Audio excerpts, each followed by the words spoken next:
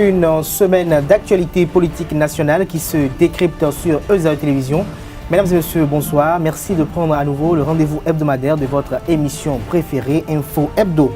Tout au long de la semaine écoulée, le RAVIP entendait recensement administratif à vocation d'identification de la population et la Commission nationale ayant en charge sa supervision, l'augmentation des frais d'inscription à l'université d'Abomey-Calavi, la mystérieuse visite de travail du président Patrice Talon en France, les soutiens au président Patrice Talon et à son gouvernement s'accroissent avec l'entrée à la mouvance présidentielle de Edmond Agua et de Claudine Afiave-Prudencio sont entre autres les 4 sujets brûlants qui ont fait l'actualité et ont partagé les gros titres à la une des canards tout au long de la semaine écoulée.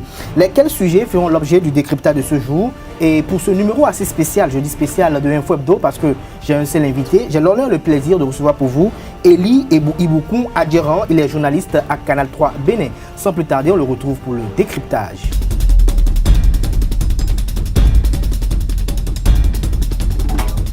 Alors, comme je l'annonçais à l'entame de cette émission, le décryptage de ce jour se fera avec Eli Iboukoum Adjeran. Eli, bonjour. Bonjour, cher confrère. Vous êtes journaliste à Canal 3 Bénin.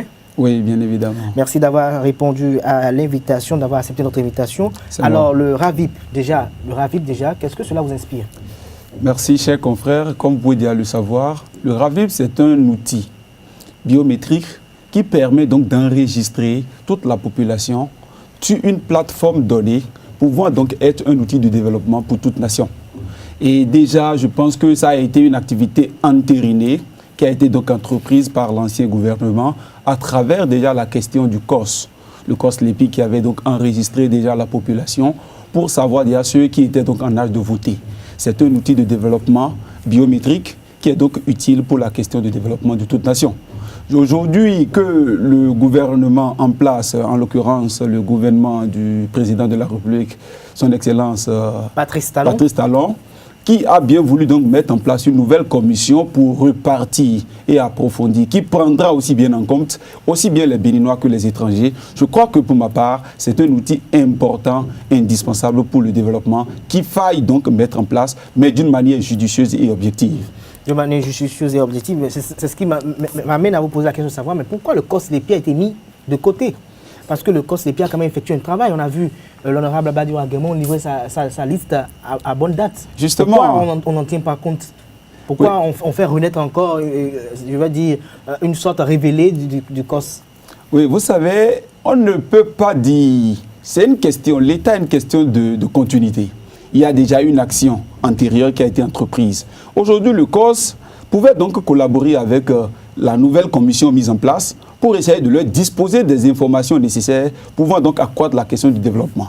Parce que vous n'êtes pas savoir aussi que déjà, pour l'opérationnalisation donc de ce projet, de ces activités, il faudrait forcément donc des questions de financement.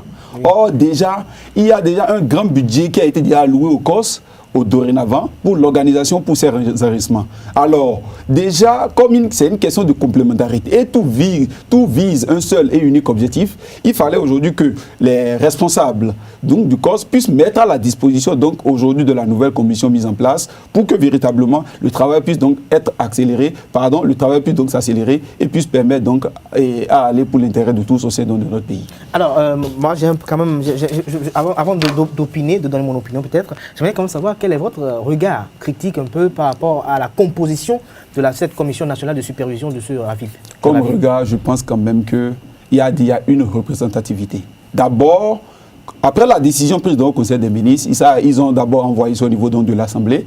Et déjà, c'est l'Assemblée qui, conformément donc, au décret mis en place, a octroyé et a permis donc que des députés puissent donc aller se représenter au sein donc, de cette commission. Quand on prend aujourd'hui donc les différents membres, les différents honorables députés qui siègent donc, au sein de cette commission, il y a une représentativité dans les différents partis politiques. Ça voudrait dire que du point de vue éthique, du point de vue objectivité, du point de vue distribution et déjà organisation donc, du fonctionnement donc de cette commission qui est en charge de cette mise en place, de ce recensement biométrique, je pense quand même que, pour ma part, en tant qu'acteur, en tant qu'observateur, je ne puisse aujourd'hui me dire qu'il y a quand même un déséquilibre. L'essentiel, peu importe la position ou l'appartenance politique de chaque acteur ou de chaque honorable, je pense que la finalité, c'est le résultat qu'il faut pour le développement de notre nation. Mais quand on voit déjà cette commission, à mon avis, quand on voit déjà une commission dirigée par Joseph Jogbenou, qui déjà a conduit le projet de révision constitutionnelle qui était un échec cuisant pour le président Patrice Talon. On voit Johannes Dayon qui est déjà comme premier vice-président. Nous avons l'honorable Henri Farid Bako qui soutient visiblement les actions du président Patrice Talon de façon aveugle. Nous avons également au deuxième rang Johannes Dayon qui est un proche. Vous affirmez. Oui, j'affirme, qui est un proche du régime Talon. Et par rapport à cette commission qui compte 16 membres, la minorité parlementaire, puisqu'il y a des parlementaires en intérieur, la minorité parlementaire, nous n'avons que 2 députés qui sont de la minorité parlementaire qui sont dans cette commission sur 16 membres. Absolument. Je me demande si réellement il y aura un consensus autour de ce qui va être fait ou bien c'est quand même une élaboration d'une liste qui sera imposée à la nation. Parce qu'il s'agit d'un enjeu électoral qui peut-être peut avoir des répercussions sur la paix et la stabilité du pays. Ce n'est pas faux ce que vous avez dit. En réalité, votre lecture elle est pertinente. Mais dans le cas d'espèce, on ne peut pas tenir compte en réalité d'un équilibre organisationnel pour une appartenance politique, pour essayer donc de choisir les membres de la commission. On peut même d'une manière entérinée choisir même des personnes neutres, susceptibles, des capables, des personnes ayant été donc préparées pour une organisation. Quand vous parlez aujourd'hui de Henri Farid Bako, vous n'êtes pas sans savoir que Henri Farid Bako a aussi donc gouverné, a géré le COS passé. C'est ça, je vous dis en réalité, c'est une question de continuité. Mais à une période très antérieure. Mais toutefois, est-ce que vous ne pensez pas que de par son activité, de tout ce qu'il avait géré à ce temps, il pouvait toutefois... Il y a eu un renvoi blanc, il y a eu Badirou Guémon. Pourquoi on ne prend pas ceux qui ont travaillé récemment, qui ont été récemment au contact de ce travail? C'est une question de complémentarité. C'est vrai que nous sommes sur un terrain politique et généralement au Bénin, on perçoit la politique déjà comme un jeu de lutte, un jeu de déstabilisation, un jeu donc, et je ne sais pas, un jeu de destruction totale. En réalité, on doit pouvoir sortir de ces mythes-là pour appréhender en fait le système d'une manière différente. Oui. Je me dis qu'aujourd'hui, si déjà les gens avaient déjà fait d'une manière antérieure, déjà le COS, et ils avaient déjà acquis des capacités, certaines expériences, et aujourd'hui, le nouveau gouvernement veut aller loin. Vous n'êtes pas sans savoir, quand vous allez dans les autres pays, les avantages liés donc à la question du revenu sont énormes. Aujourd'hui, à chaque organisation d'une élection, on va débourser des fonds. On repart toujours au niveau de les mêmes cartes. Aujourd'hui, on ne peut pas quand même dire de façon précise, voilà tel nombre de votants. Cela aussi, vous n'êtes pas sans savoir que cela facilite également les questions de la mascarade politique. Au cours donc des différents résultats électoraux, beaucoup de résultats sont influencés. Et déjà, en réalité, Dieu merci, depuis déjà la souveraineté, depuis la cession de notre pays à la souveraineté nationale et internationale depuis 1980, depuis 1960, aujourd'hui, notre pays a connu des avancées politiques. Nous avons déjà des acquis. Nous avons connu déjà certains développements où il est impérieux de nous départir donc de nos intérêts personnels et percevoir et voir aujourd'hui que l'intérêt de la nation vaut. La question de ce recensement biométrique est aussi d'un outil, pas que politique, mais aussi d'ordre sécuritaire. Je ne parlerai pas sans parler de l'aspect sécuritaire. Allez dans les autres pays développés. Aujourd'hui, si vous êtes déjà enregistré avec donc cette question de cet enregistrement biométrique, on peut déjà identifier de façon absolue qui est-ce qui a commis tel crime à de telles circonstances. C'est un outil qui peut être mis à la disposition donc des forces de sécurité. Aujourd'hui, si on revient également à la question de l'éducation, on parle aujourd'hui de la question de l'éducation, etc. Mais les choses sont encore en arrière. Pourquoi ne voulons-nous pas décoller et nous inscrire dans la vague de ceux qui gagnent, de ceux qui avancent, de ceux qui cherchent en réalité le progrès? Moi, en réalité, c'est mon opinion et je pense qu'il est donc impérieux de nous départir de toutes ces considérations. Du sentimentalisme politique. Bien évidemment, et que nous nous contentons sur les véritables questions du développement qui touchent l'intérêt collectif de notre pays. Voilà un peu ce que je pense. Mais pour finir rapidement avec cette question liée au recensement administratif à vocation d'identification de la population, j'aimerais comme savoir quelle est la mission assignée à ce RAVIP qui diverge un peu de celle qu'a effectué le COS-LEPI. Oui, au nombre de ces différentes missions, je crois que j'ai déjà commencé par énumérer, l'objectif c'est d'abord de recenser tous les citoyens béninois et aussi bien étrangers qui vivent sur le territoire national et même ceux de la diaspora. Et ça leur permet donc d'avoir une base de données susceptible de connaître et d'avoir une traçabilité sur l'évolution de chaque citoyen. Et déjà, ça renseigne sur toute la personne et en cas de nécessité, ça permet donc de faire recours à ces bases de données pour pouvoir savoir en réalité qui est qui et qui fait quoi au sein d'une nation.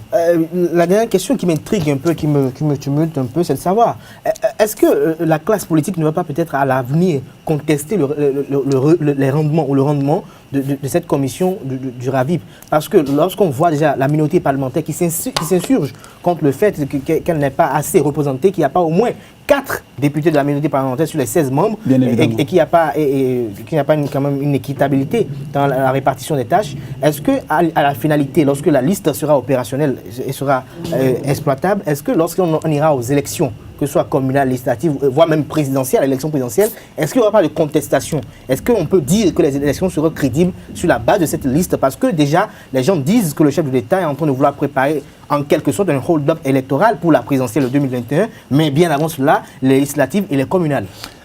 Au Bénin, le ridicule ne tue pas. On n'est trop habitué à la question de contestation, de refus, etc. C'est ce qui se passe au quotidien. Vous voyez, quand il y a toujours un nouvel outil, il y a déjà une nouvelle perspective, une nouvelle action, il y a toujours une question de résiliation, une question de scepticisme. Mais est-ce que vous ne voyez pas que la minorité, ce qu'elle revendique, est quand même quelque peu légitime? Je pense que même cette légitimité doit pouvoir les amener à des éveilleurs, pour essayer donc de contrôler l'évolution et la vraie action dans l'opérationnalisation de cette... N'est-ce pas? Parce que de par leurs interventions, je pense que si tout le monde converge vers une intention commune, il n'y aura pas un autre camp qui pourra donc être à l'antipode pour contrôler, pour dire non, telle partie, il y a une erreur, pour essayer d'avoir un outil complet. Moi, je partage entièrement la position aujourd'hui de la minorité parlementaire qui s'insurge contre cette nouvelle commission, qui estime déjà qu'il n'a pas une représentativité normale et qui souhaite véritablement que cela soit plus étendu. Je pense qu'à mon avis, qu'on prenne même le dernier citoyen ou la dernière personne appartenant à une classe politique donnée qui soit représentative au sein de cette commission, on peut bien évidemment ne pas avoir le résultat escompté. L'essentiel est de pouvoir se dire, si aujourd'hui je ne suis pas représentatif déjà dans la commission, et déjà j'ai un rôle, et je sais que l'outil qui va être mis en place est déjà un outil de développement qui pourrait être aussi utile pour moi en tant que législateur, en tant que représentant du peuple à l'Assemblée, et qui a d'autres ambitions d'être encore candidat ou pas, à une nouvelle élection pour les années postérieures, de m'assurer de la bonne action et d'avoir véritablement un suivi donc de l'action qui sera faite pour essayer d'avoir un travail complet, utile et favorable pour la question du développement, tel énoncé déjà par l'idée de la mise en place de cette commission.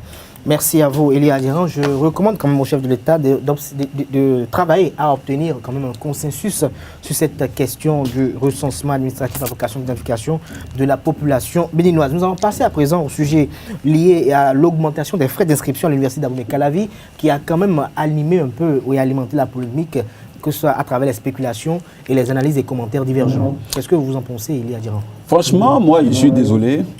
Désolé en quel sens? Parce que je me dis, l'éducation est d'abord pour tous un droit.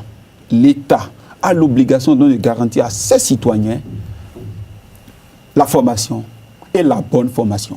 Je suis d'accord que dans l'évolution, avec les nouvelles perspectives, avec les nouvelles activités et les nouvelles actions, le Bénin cherche donc à appartenir à des différentes autres organisations, à des forats, donc à des principes organisationnels sous-régionaux et même internationaux, qui déjà respectent des normes en matière donc du curricula de formation qui doit être mise en place pour une bonne formation donnée. Mais chose est de comprendre, au-delà donc de cette appartenance, il y a déjà certaines réalités internes à chaque pays membre. Quand on parle aujourd'hui de la question de l'ONU, tout pays souscrit, beaucoup de pays ou beaucoup de nations appartiennent aujourd'hui à la question de l'ONU.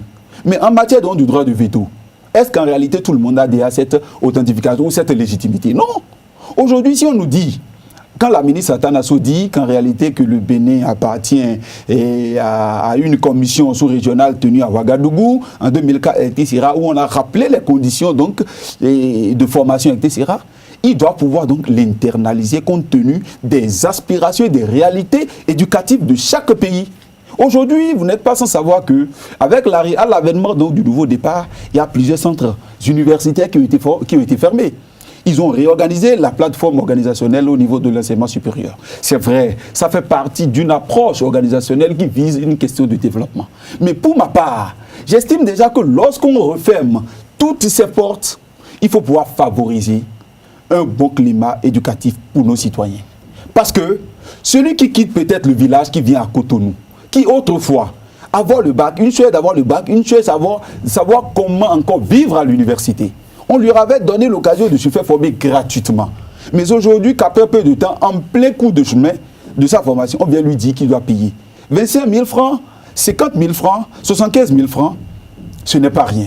Pour un Béninois qui aujourd'hui, avec la situation économique qui est très drastique, où déjà tous parents, pour la plupart, se plaignent de leur niveau de vie, où le salaire n'est pas considérable, où déjà l'économie, même tout nos rabais, etc., que l'éducation, que cela encore constitue un poids pour les parents. Pour ma part, je pense que véritablement, les autorités universitaires doivent pouvoir revoir cette carte et pouvoir changer donc la donne. Oui, Elie, je partage quand même vos points de vue pertinents et percutants, mais dans la même mesure, j'aimerais quand même faire observer que dans un passé récent, pour ne pas dire dans un passé très antérieur, ces frais d'inscription étaient à 5 000 francs.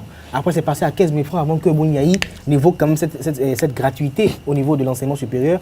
Mais je pense quand même que tout étudiant ou tout élève n'est pas fait pour être étudiant. Je pense que parfois, il y a des élèves, après le bac, il faut qu'on les oriente autrement. Et aujourd'hui, vous savez que l'université d'Abomey-Calavi, surtout en l'occurrence, est devenue presque comme un garage pour certains, parce que dès qu'on a le bac, on va à l'UAC, on fait une faculté, on fait des années là, et on ne passe pas, on ne va pas au deuxième cycle, on change de faculté, on change, et c'est de faculté en faculté qu'on est. Il y a des gens, je pense que la mesure peut-être peut s'inscrire dans la dynamique de vouloir un peu, un temps soit peu, essayer d'assainir un peu le système, en voulant essorer un peu la liste et apurer la liste, pour que ceux qui veulent véritablement étudier donneront le meilleur d'eux-mêmes pour obtenir les secours, pour quand même essayer de financer les études. Ça ne regorge guère de la prérogative du législateur ou des responsables universitaires de limiter la communication ou de limiter la formation à ses propres citoyens. Moi, je dis non, non et non. Pourquoi ?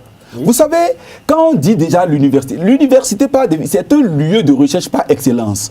L'université est un lieu de recherche par excellence. Aujourd'hui, je vis à l'université. C'était parti de 5 000 à 15 000, etc.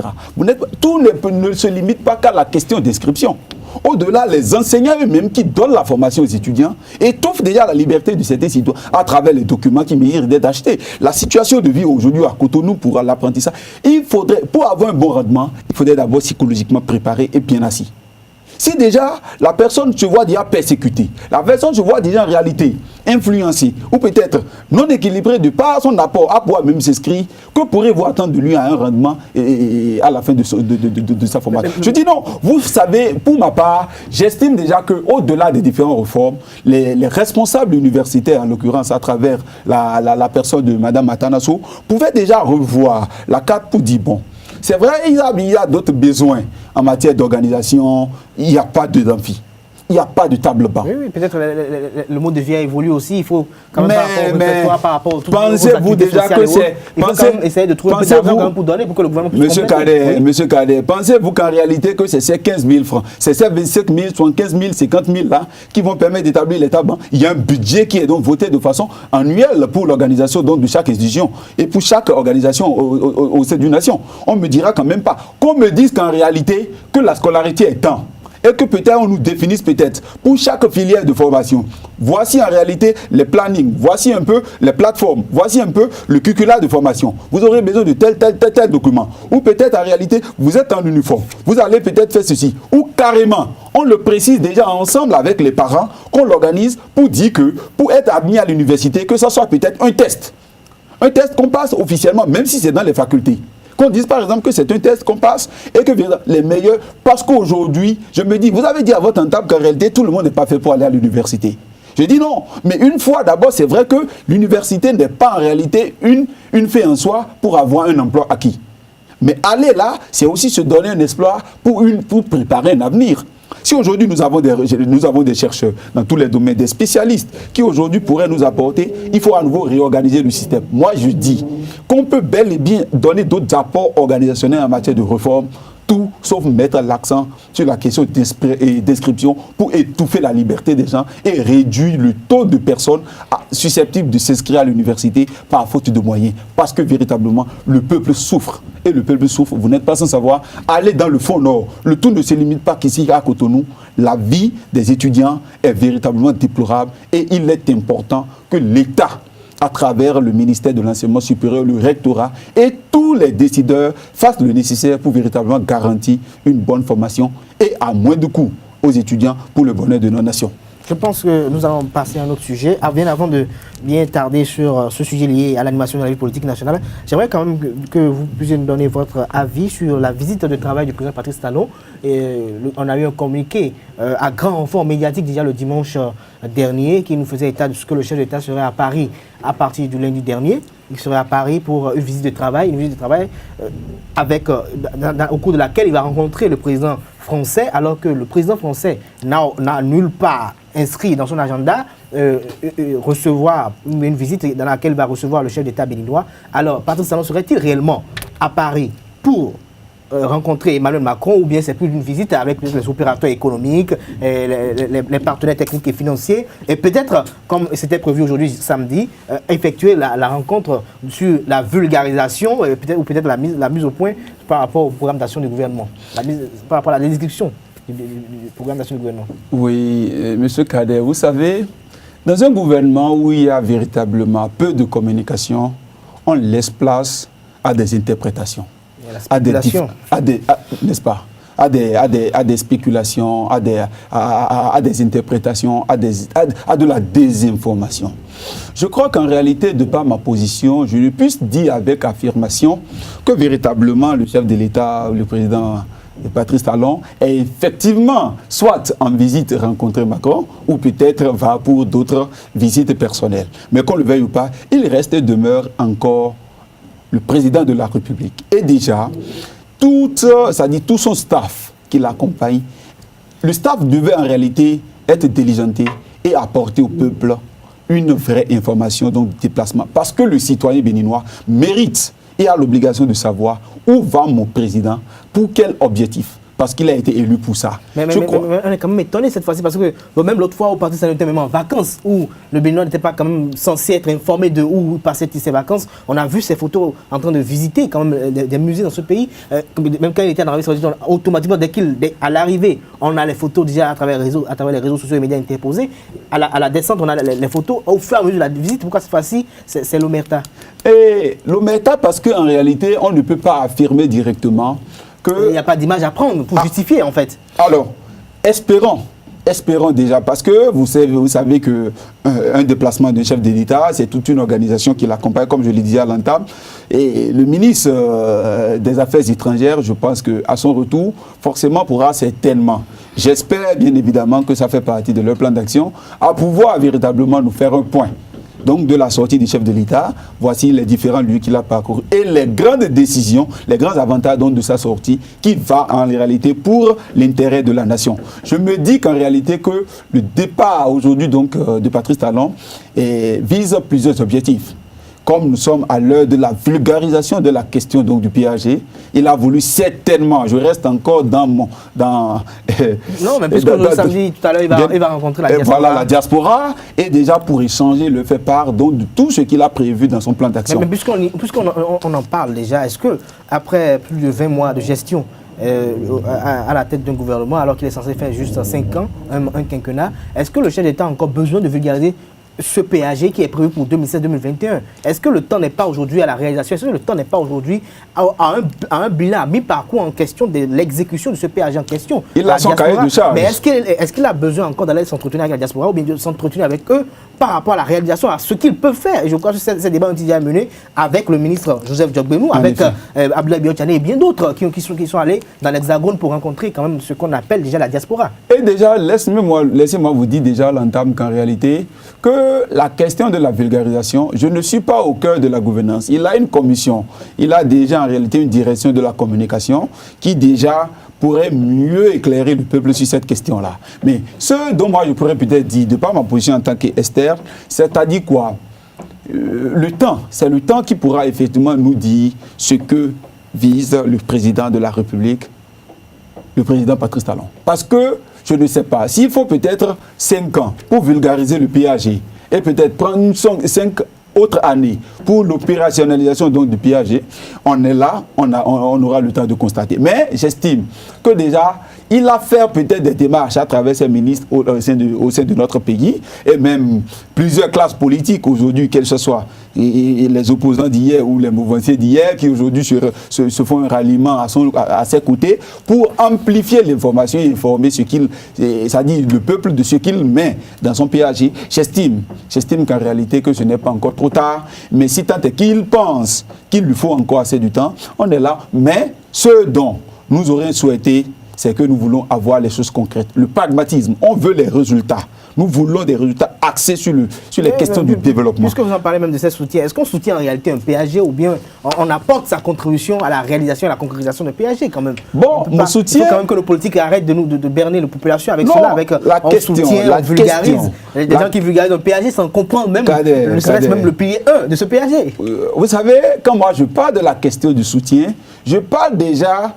Donc, de ce que vous constatez comme moi, comme monsieur tout le monde au sein de notre pays, où déjà tout le monde se lève, on soutient. Bon, c'est de leur gré, même si c'est triste. On peut partager la vision. Je dis c'est triste.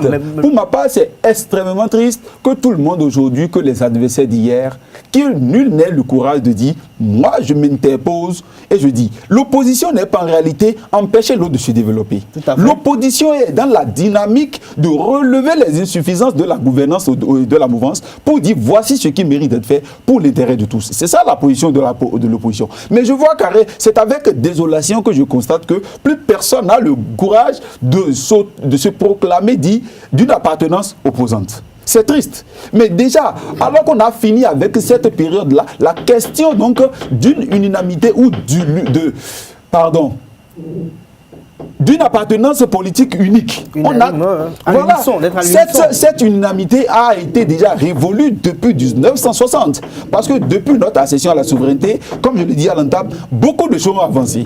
Il a déjà en réalité la mise en place de plusieurs partis politiques qui déjà en réalité devaient animer la vie politique. Mais comment pourrez-vous vous dire qu'aujourd'hui que des gens se lèvent et qui disent qu'ils soutiennent. D'accord, on peut bel et bien soutenir, mais garder en soi ses caractères intrinsèques. Je pense déjà que nos politiciens, je pense dire en réalité que nos acteurs politiques doivent commencer déjà par garder certains acquis. Parce que la vertu, même si on pourrait se dire peu de politiques aujourd'hui peuvent incarner le caractère vertueux, mais en réalité, ce qui doit pouvoir rester et demeurer, c'est la question du développement unique. Si aujourd'hui on est en train de pouvoir aider le président, pas plus tard qu'il y a encore une semaine, nous avons vu Epiphane Kenom qui a, à travers son parti, soutenu également, et a assuré, n'est-ce pas, a soutenu et a amplifié la question du PAG. Puisque vous en parlez, on parle au dernier sujet où il y a Epiphane Kenom, il y a Edmond Agua, il y a récemment maintenant Claudine Afiabi-Prudencio également, qui soutiennent tous le président Patrice Talon et son gouvernement. Je vous rappelle Epiphane Kenom qui a été quand même préfet sous le régime Boniaï et a quand même obtenu beaucoup d'avantages. Edmond Agua, pareil, n'en parlons plus. Claudine Afiabi-Prudencio qui était parmi les premières personnes à susciter la candidature de Sébastien Germain à Javon, de l'opérateur Sébastien Germain à Javon, et qu'aujourd'hui est en disgrâce avec le gouvernement Talon. Voilà autant de personnes aujourd'hui qui estiment qu'il faut apporter le soutien. Alors, s'agit-il de soutien de taille? Est-ce que ces soutiens sont représentatifs pour le chef de l'État Patrice Talon? Est-ce que ces soutiens peuvent apporter quand même quelque chose de concret à la gouvernance du Bénin, du président Patrice Talon pour un Bénin révélé? Par rapport à cette question, chers confrères, j'appelle ça de l'apparence. J'appelle ça le paraître. Moi, j'appelle ça de l'apparence et du paraître. Pourquoi? Parce que si tout le monde peut essayer de se dire, si tout le monde doit se dire, pardon, qu'il soutient le PAG ou qu'il soutient le président Patrice Talon, qui d'autre serait alors là pour dire non? Monsieur le Président, voici là vous avez chuté, voici là vous avez buté. Voici ce que vous aurez pu faire pour le meilleur de la population. Alors, ce qui est en train de se travailler est extrêmement grave pour notre pays. C'est extrêmement grave au point où, au finish, on doit finir par repartir à la question de l'animation de la vie politique et savoir qui est appelé à être politicien et qui ne doit pas l'être. Parce qu'aujourd'hui, vous voyez, si déjà tout le monde, tel que les gens le font déjà, ils disent que bon, moi je soutiens le PAG. La question de M. Agua, de l'honorable Agua, de l'honorable Claudine Prudencio, etc. c'est étonnant. C'est étonnant au point où la question de la gestion des ACCandis pour les véhicules d'occasion. Tout politicien a ses dessous. Tout acteur politique a sa vision. Tout acteur. Vous n'êtes pas sans savoir aussi que M. Dossou avait aussi en réalité des contentieux. Ensemble avec l'ancien gouvernement, avec l'ancien régime. Si aujourd'hui Claudine Prudencio avait déjà soutenu le président Adjavon, aujourd'hui se met aux côtés et a déjà l'entame au cours donc des ralliements, au cours des coalitions, au cours donc des différentes tractations avant donc l'élection finale pour la mise en place de la commission de la rupture, je pense en réalité que Adjavon faisait partie de ceux qui ont accompagné. Mais aujourd'hui, pour des questions donc de divergence politique et de distorsion ou d'incompréhension, je ne puisse pas affirmer. Par rapport à leur vision. Par rapport à leur vision, d'ailleurs, tu doutes pas. Que déjà ceux qui le soutenaient hier se proclament aujourd'hui en train de le soutenir, ils ont également leur raison. Mais j'estime déjà que il faudrait que ça soit des soutiens de taille qui véritablement contribue à la question du développement de notre pays. Parce que je vous pose une question très rapidement, ce n'était pas prévu, mais est-ce qu'à un niveau donné, est-ce que Adjavon ne se retrouve pas de plus en plus seul? Parce que tous ceux qui l'ont accompagné à l'élection présidentielle, tous ceux qui ont suscité sa candidature, un temps soit peu, tous l'ont lâché. Je vais donner le cas vivant de 2 personnes qui ont quand même fait vraiment de bruyantes affirmations et déclarations par rapport à sa candidature. Il s'agit de Rachid Guadamansi et de Colin Prudencio, qui aujourd'hui sont aux côtés de Patrice Talon alors qu'il est tout seul face à la machine du pouvoir. Pour ma part, je pense que l'histoire retiendra. L'histoire retiendra en matière de gestion de la vie politique. Je pense déjà que nous avons une politique axée sur la question du développement, qui déjà, il y a une question donc d'une alternance au pouvoir. Tous ceux qui se voient aujourd'hui l'effort auront un temps à faire. Mais je ne suis pas dans la dynamique de faire rappeler qu'il faut forcément un affrontement sur le terrain politique. Je suis dans mon analyse à montrer qu'en réalité, au-delà de la position de chaque citoyen ou de chaque individu, qu'il y ait en réalité une orientation objective. Si aujourd'hui Claudine Prudencio et l'honorable Guadamansi sont aux côtés donc, du président Patrice Talon, ils auraient certainement leur raison qui déjà n'est peut-être pas encore totalement affirmée. Et je crois quand même que sur le terrain politique, c'est une jungle. C'est la jungle. Seuls les plus dynamiques, les plus habiles pourront donc enlever, donc pourront donc tirer leur épingle du jeu. Si déjà jusqu'à présent, il n'y a pas encore un résultat particulier qui nous amène à pouvoir dire, mais déjà même, je pense que le président Talon lui-même, il est aussi à travers, pour avoir été aussi opérateur économique, il a aussi le flair, ce qu'on appelle le flair en politique, il a aussi le sens d'analyse et de savoir qui est avec moi, qui n'est pas avec moi. Quand on est déjà un homme politique, on est un homme du peuple, de ce haut rang ou de cette taille-là, ou de cette trempe, pardon, on ne peut plus aujourd'hui refuser la main tendue. Je pense qu'il agit en tant que bon père, mais il sait déjà qui sont ceux qui sont avec moi, qui ne le sont pas. Déjà les opportunistes qui aujourd'hui veulent se mettre à ses côtés pour le couper les pieds, bon, lui-même il aura le nom. Et je pense qu'il a aussi un staff, il a aussi ses conseillers, etc.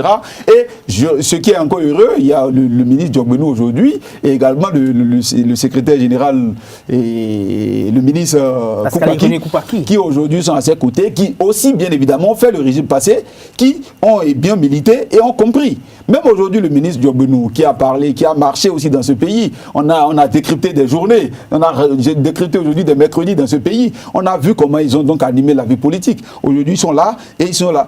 On peut bel et bien être aux côtés d'une puissance actuelle, mais avoir la manière et le sens de le rappeler. Parce que l'histoire retiendra. Puisque ce qu'aujourd'hui nos acteurs politiques oublient, c'est qu'ils sont beaucoup plus pondérés et ils ont une mémoire très courte. C'est-à-dire que leurs ambitions sont beaucoup plus axées sur des terrains pécuniers. Qui plus est, ils oublient donc l'intérêt ou peut-être l'ambition postérieure. Quand aujourd'hui vous êtes avec un président, c'était les premières erreurs de nos anciens ministres sous l'ancien régime Boni-Yahi, où déjà on le voyait peut-être d'un féreux, on le voyait en réalité d'un puissant à qui on ne pourrait peut-être pas donner, où tout le monde faisait la volonté du président. Aujourd'hui, c'est regrettable que ces derniers-là tournent à ce président. Si tant est que le président Talon aussi ne fait pas attention, ces mêmes soutiens d'aujourd'hui ou ces mêmes amis d'aujourd'hui seront bien évidemment ses ennemis de demain. Parce qu'il se serait dit, mais il a voulu étouffer nos intérêts, il a voulu peut-être nous mettre dans des situations très difficiles, on n'a pas eu une certaine position, d'avoir peut-être tel intérêt en matière de passation de marché public, tout ça, ça ne reste pas certain, non. Il faut pouvoir faire la masse. Et comme le disait un sage, on vit en public à usage privé. On vit dans la masse tout en préservant ses intérêts personnels. Parce qu'au-delà de la politique, il y a quand même l'appartenance, il y a quand même l'origine qui mérite donc de prendre le dessus et la morale. D'où la question pour moi d'inviter nos acteurs politiques à exprimer certes leur appartenance à la nouvelle classe politique en soutenant bien évidemment le président Talon, mais toujours en se donnant des réserves et que le président lui-même se dise voici à quelle hauteur telle ou telle personne me soutienne et voici donc l'intérêt qu'il m'apporte de par leurs apports à ma appartenance politique. Merci à vous, Elie Adjera. Nous espérons que le président Patrice Talon vous entende. Nous espérons qu'il fasse preuve de beaucoup de clairvoyance dans ses soutiens tous azimuts de part et d'autre à travers le Bénin. C'est la fin de cette émission. Mesdames et messieurs, merci de nous avoir suivis. Le rendez-vous est pris pour le samedi prochain pour une autre émission avec d'autres confrères. D'ici là, portez-vous bien. Et pourquoi pas, Elie Adjera, vous pouvez revenir encore le week-end prochain, peut-être pour avoir votre contradictoire. Si vous avez fait cette fois-ci, peut-être la prochaine fois, il sera présent. Il n'y a pas de souci. Espérons-le. Alors, mesdames et messieurs, c'est la fin de cette émission. Merci de nous avoir suivis. Et le rendez-vous est pris, comme je l'annonçais tout à l'heure, pour le samedi prochain pour notre numéro avec d'autres confrères. D'ici là, portez-vous bien et passez un agréable week-end en compagnie du programme sur les www.ezaetv.com. Bonsoir.